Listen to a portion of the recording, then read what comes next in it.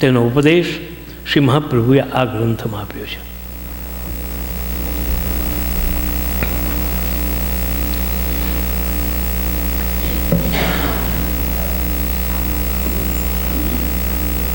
સમાધિમાંથી ઉઠાડજો રાબડી દેવીને.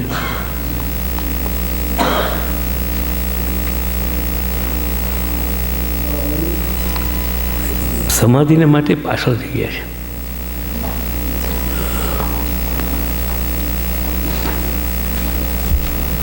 અને આ સ્કૂલ છે એટલે જે લોકો સમાધિમાં આવે એને ક્લાસ પૂરો થતાં સુધી ઊભા રહેવું પડે એમ છે.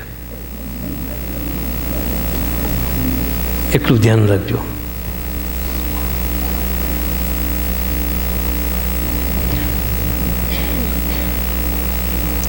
આ તનુવેત્તજાને આપણે અગર જો ભક્તિ વર્ધિનીથી એને સમજવાનો પ્રયત્ન કરીએ તો આખી આ સાધન સેવાને, સાધનાત્મિકા સેવાને શ્રી મહાપ્રભુ બે શબ્દોના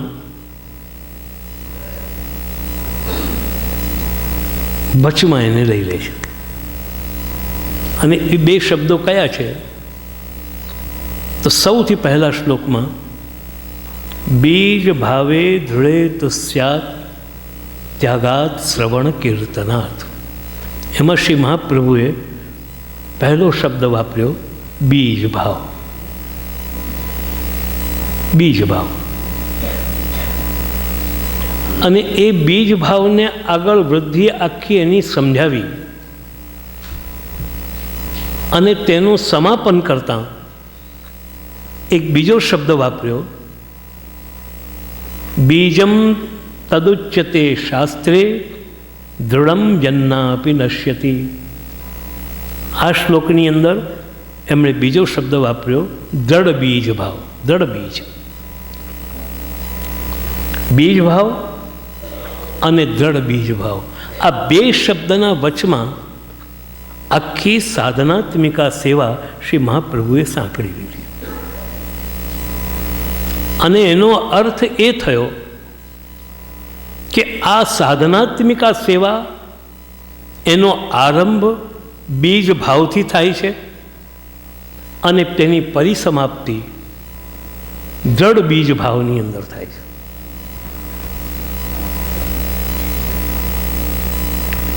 હવે આપણે સમજવાનો પ્રશ્ન એ રહ્યો કે બીજ ભાવ એટલે શું? ભક્તિ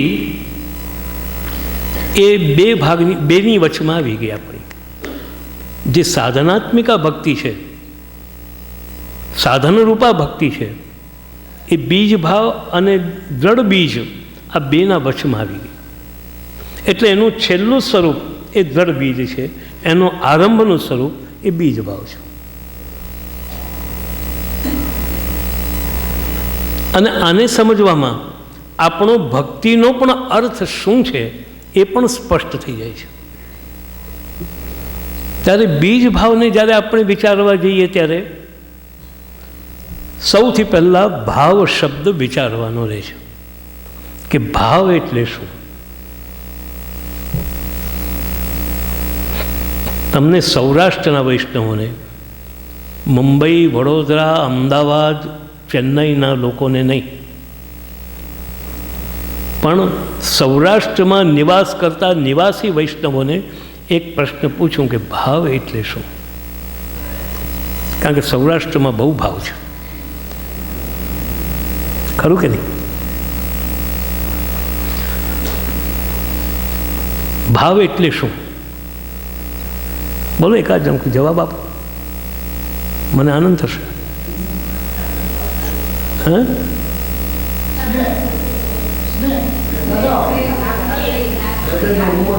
હા, સ્નેહ, પ્રેમની લાગણી. આ બહુ સરસ.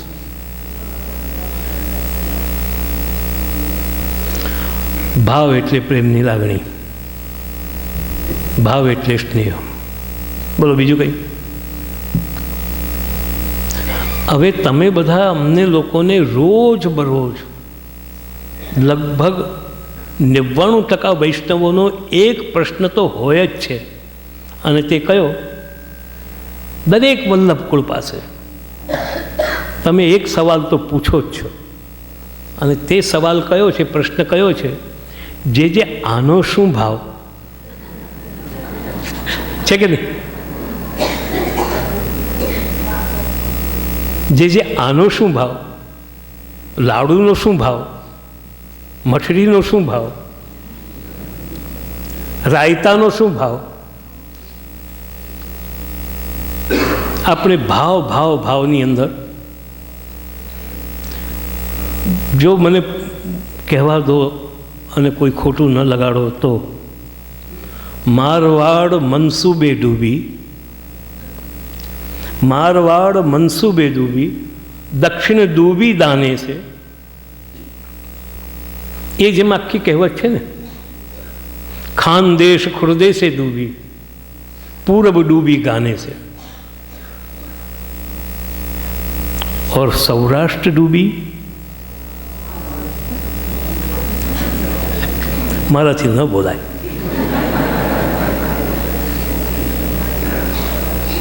આપણે ભાવમાં ડૂબી ગયા.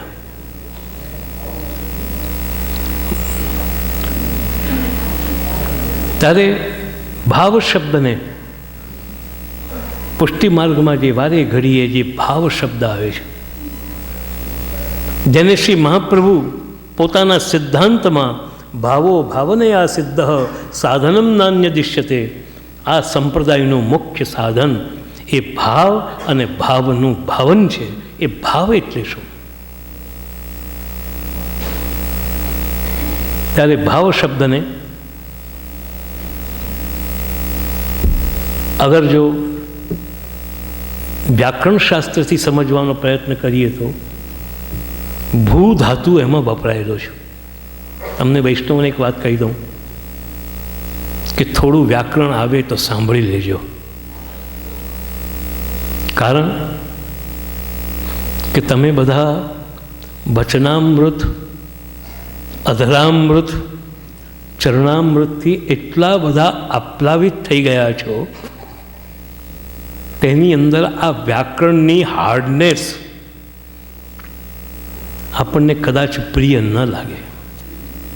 પણ તમારે બધાએ એટલું યાદ રાખવું કે શ્રી ગોસાઈજી આ સંપ્રદાયના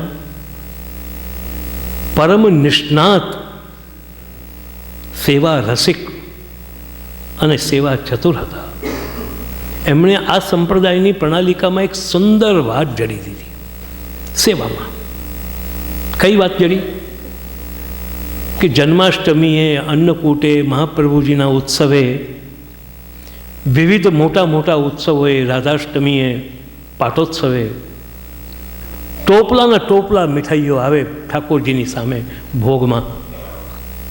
પણ પૂજ્ય શ્રી દાદાભાઈ બિરાજી છે, તેઓ પણ આમાં સંમતિ આપશે કે આ બધી સામગ્રીમાં એક સામગ્રી દરેક ઉત્સવમાં કોમન છે.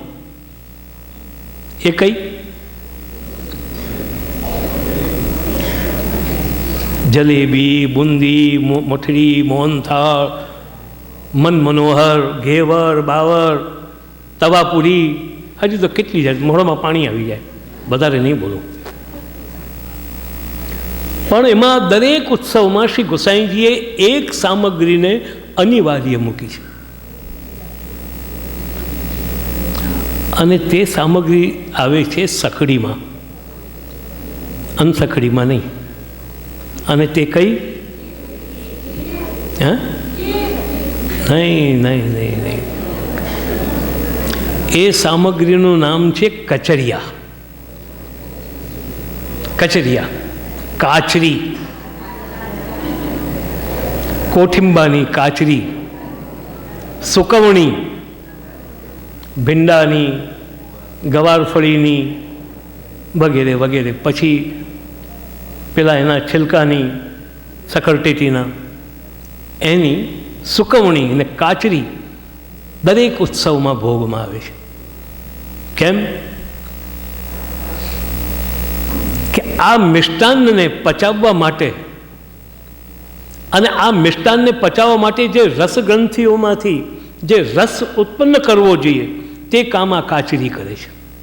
તમે કાચરી ખાઓ ને એટલે મોઢામાં રસ આવે, અને એ રસ પછી બુંદી ખાઓ ને એટલે બુંદી પચી જાય રસ સાથે. તેવી જ રીતે આ વ્યાકરણ છે ને એ આ સુબોધનીજી વગેરે ગ્રંથોને સમજવામાં કાચરીની સામગ્રી છે. એટલે તમે પણ અરોગો એમ. નહીં તો આ સુબોધનીનો જે રસ છે ને એ પછી રસાભાસ થઈ જશે.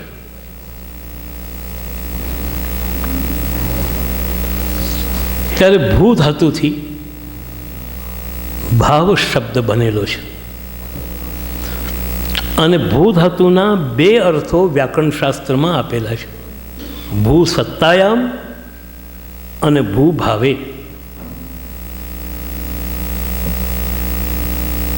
એ જ્યારે ભૂ ભાવેનો જ્યારે અર્થ લઈએ છીએ ત્યારે એનો અર્થ થાય છે અસ્તિત્વ.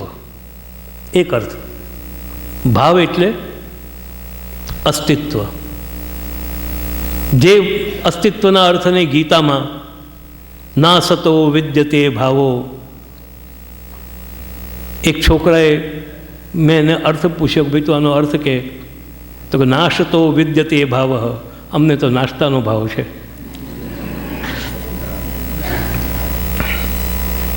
એ અસ્તિત્વના અર્થમાં ભાવ એટલે અસ્તિત્વ છે, જે વસ્તુ છે તે ભાવ કહેવાય છે. ના ભાવો વિદ્યતે સતઃ.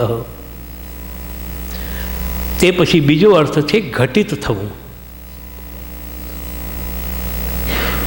બીજો અર્થ થાય છે ઘટિત થવું. ત્રીજો અર્થ છે સ્થિતિ. ચોથો અર્થ થાય છે દરજો. દરજાને શું કહો તમે ગુજરાતીમાં? હા, પછી અર્થ થાય છે પદ. પદ ઉપર. પછી અર્થ થાય છે રીતિ, રીત. અને છેલ્લો અર્થ થાય છે ઢંગ. આપણે જેમ બોલીએ કે ઢંગ ધડાગા વગરનો,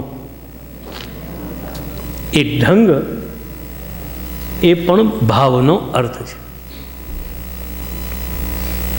આમ ભાવના ઘણા અર્થો છે, પરંતુ કેમ કે આપણે પુષ્ટિ ભક્તિનો વિચાર કરવા બેઠા છીએ, શ્રી વલ્લભાચાર્ય નિર્દિષ્ટા ભક્તિની અંદર ચર્ચામાં આપણે ભાવ શબ્દને જાણવાનો છે. તે વખતે પુષ્ટિ ભક્તિ એ પૂજા નથી, પુષ્ટિ ભક્તિ એ આરાધના નથી, પુષ્ટિ ભક્તિ કોઈ ક્રિયા નથી, પુષ્ટિ ભક્તિ કોઈ જ્ઞાન નથી. પુષ્ટિ ભક્તિ આ બધા જ અર્થોથી અલગ પુષ્ટિ ભક્તિ એ રસાત્મિકા છે, કે જેને શ્રી મહાપ્રભુએ જ્યારે જ્યારે પણ ભક્તિપદનો અર્થ કરવામાં આવે ત્યારે ત્યારે પરા પ્રેમ લક્ષણા. શાંડિલ્ય ભક્તિ સૂત્રમાં કહેવામાં આવ્યું કે સા પરા અનુરક્તિ ઈશ્વરે. શાંડિલ્ય મહર્ષિ પોતાના સૂત્રમાં કહે છે સા પરા, તે ભક્તિ પરા છે. અને પરા ભક્તિ કઈ? અનુરક્તિ ઈશ્વરે. ઈશ્વરમાં અનુરક્તિ થવી એ પરાભક્તિ છે, પણ આમાં અધુરપ છે. શાંડિલ્ય ભક્તિ સૂત્રના વાક્યમાં પણ એક અધુરપ છે. કેવલ ઈશ્વરમાં અનુરક્તિ થવી એનાથી પરાભક્તિ બની જતી નથી, એ મહાપ્રભુને સ્વીકાર્ય નથી. ત્યારે પરાનો અર્થ કરવો પડશે. પરા એટલે પર શબ્દ બે જગ્યાએ વપરાય છે. એક પર શબ્દ એટલે મારી સામે ડાગાજી બેઠા છે અને એમની બાજુમાં બટુકભાઈ બેઠા છે, તો તે વખતે ડાગાજીથી બટુકભાઈ પર છે એ અર્થમાં પણ પર શબ્દ વપરાય છે. દાગાજી અને બટુકભાઈ એક નહીં, કારણ કે દાગાજી એ સરનેમ છે અને બટુકભાઈ એ નામ છે. કોઈ વખત ગોટાળો થઈ શકે